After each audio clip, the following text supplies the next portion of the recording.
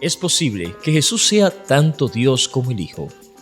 La Biblia respalda esta doctrina que sostiene la fe cristiana. Estas interrogantes, entre otras, encontrarán respuesta en el contenido que desplegaremos en este fascinante video.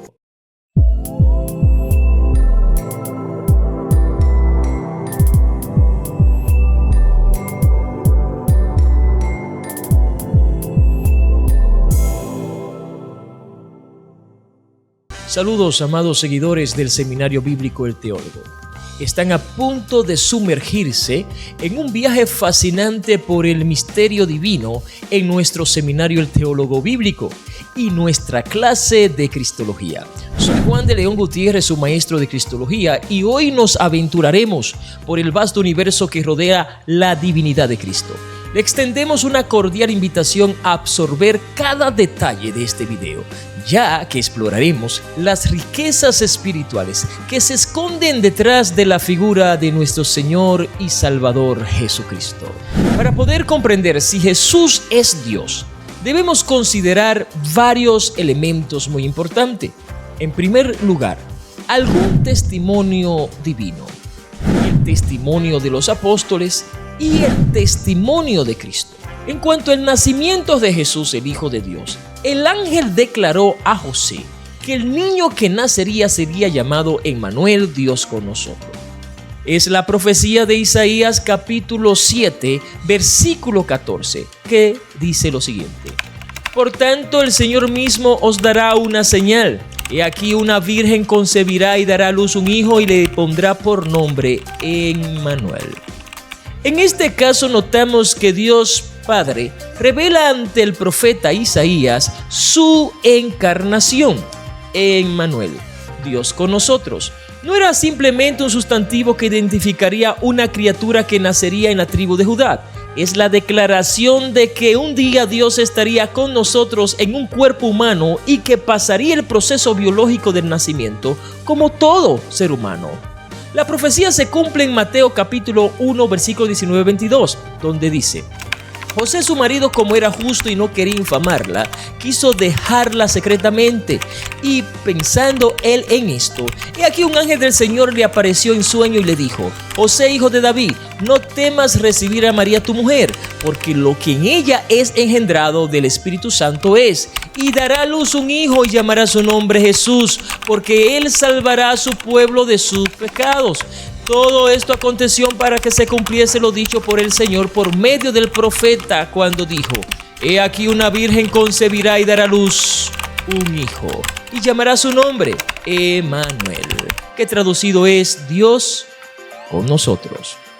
A continuación se destaca la profecía que Dios Padre entregó a Isaías y el escritor de Mateo, quien procura evidenciar en todo su libro a los judíos que Jesús es el Cristo, afirma que este es también Dios. El apóstol Pablo en su carta a Timoteo enseña que en ese nacimiento Dios se encarnó.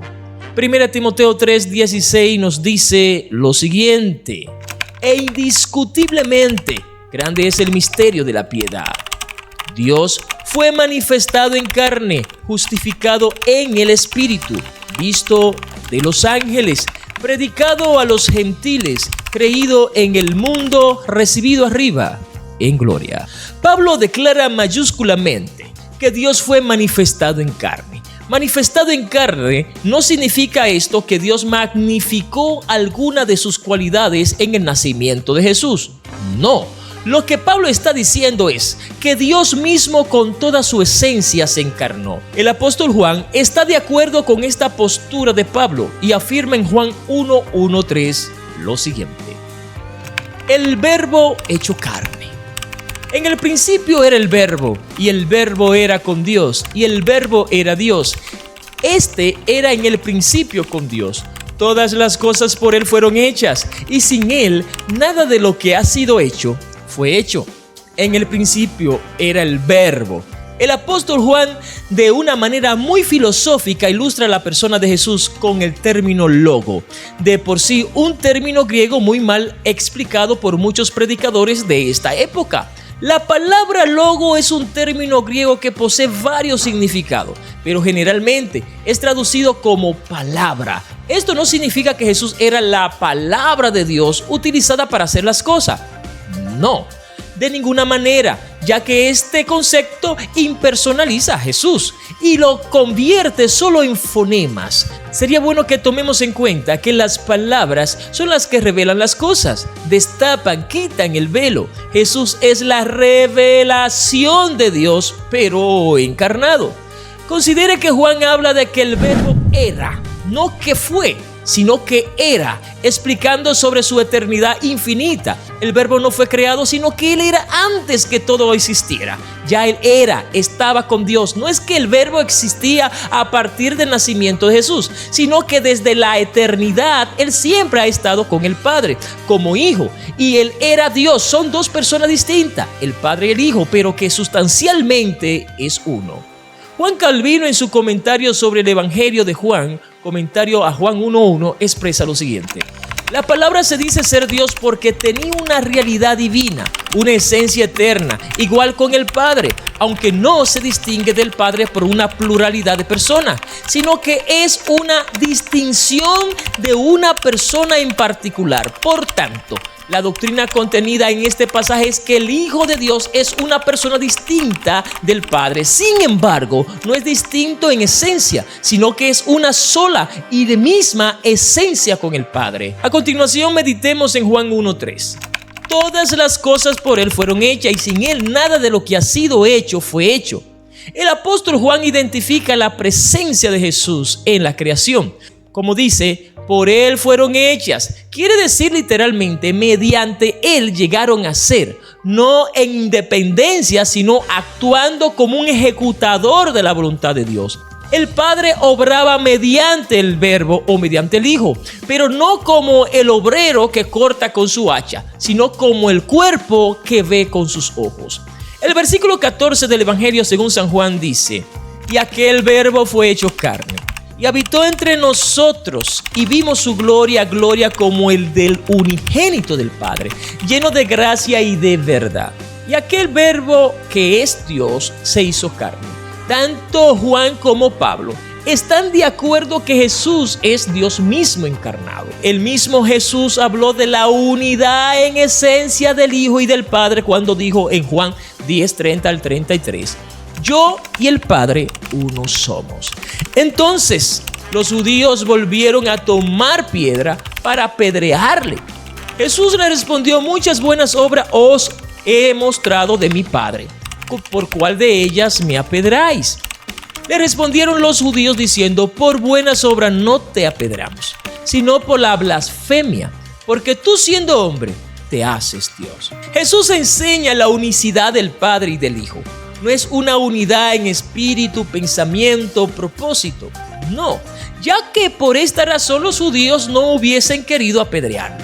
Ellos consideraron la oración yo y el Padre uno somos como una blasfemia. Afirman: porque tú siendo hombre te hace Dios. Los judíos entendieron que Jesús decía ser Dios, el cumplimiento de la profecía del ángel Emmanuel, Dios con nosotros. Y según John MacArthur, Jesús afirmó ser Dios. Los líderes judíos lo entendieron perfectamente. Su reacción violenta no fue porque malinterpretaron lo que Jesús estaba diciendo, sino porque lo entendieron con precisión. Jesús no estaba hablando de unidad en propósito o armonía, sino de unidad en esencia divina. Según Juan capítulo 17, versículo 21 al 23, Jesús hace esta petición en cuanto a la unidad. Versión Reina Valera: para que todos sean uno como tú, oh Padre, en mí y yo en ti. Que también ellos sean uno en nosotros, para que el mundo creáis que tú me enviaste. Y la gloria que me diste, yo les he dado, para que sean uno así como nosotros somos uno, yo en ellos y tú en mí, para que sean perfectos en unidad, para que el mundo conozca que tú me enviaste y que lo has amado a ellos como también a mí me has amado. En esta petición Jesús presenta la unidad del Hijo y del Padre, una unidad perfecta. No en el sentido del mismo sentir, sino en el sentido de ser la misma esencia, indicando que su deseo es que nosotros como iglesia seamos tan unidos como la unidad de un mismo cuerpo, sin individualismo. Y el mejor ejemplo para la unidad es el Padre y el Hijo, que aunque son diferentes personas, son la misma esencia, uno que es de la misma sustancia del Padre. Arthur Pink, Juan Carlos Riley y Julio Benítez, en su libro Yo y el Padre uno somos, declara: los judíos habían preguntado, ¿eres tú el Cristo? Y no se esperaban esta respuesta tan comprometedora. No solo soy el Cristo, sino que tengo el mismo amor que el Padre tiene por las ovejas. Tengo el mismo cuidado por ellas que tiene el Dios del cielo. Guardo a mis ovejas en mis manos igual que el Padre. Las ovejas son mías, así como el Padre. Les doy vida eterna, así como se las da el Padre. ¿Están entendiendo? ¿Quién más puede hacer las mismas cosas que Dios el Padre hace sino uno que es igual a Él? Y no solo esto, sino uno que es de la misma sustancia del Padre. El libro de Hebreos capítulo 1 versículo 4 declara: Él es el resplandor de su gloria y la expresión exacta de su naturaleza, y sostiene todas las cosas por la palabra de su poder. Después de llevar a cabo la purificación de los pecados, se sentó a la diestra de la majestad en las alturas. El escritor de Hebreos está muy definido sobre la naturaleza divina de Jesús. Al mismo tiempo, Jesús mismo declaró ser el Padre en Juan capítulo 8, versículo 19. Respondió Jesús: ni a mí me conocéis, ni a mi Padre. Si a mí me conocéis, también a mi Padre conoceréis. Juan capítulo 10, versículo 30. Yo y el Padre uno somos. Juan 10, 38. Creed a las obras para que conozcáis y creáis que el Padre está en mí y yo en el Padre. Juan capítulo 14 versículo 7. Si me conocéis, también a mi Padre conocéis. Juan 14, 9. El que me ha visto a mí, ha visto al Padre. Juan 14, 10. El Padre que mora en mí, Él hace las obras. Juan 14, 11. Creedme que yo soy el Padre y el Padre en mí. En conclusión, esta verdad tantas veces repetidas describen la íntima relación que hay entre el Padre y el Hijo, y que resulta difícil que una mente finita comprendiera esta relación de un ser infinito. En todo caso, la conclusión lógica de todo lo anterior es que el Padre es Dios y el Hijo es Dios. Sin embargo, son uno en sustancia, aunque distintos en personas.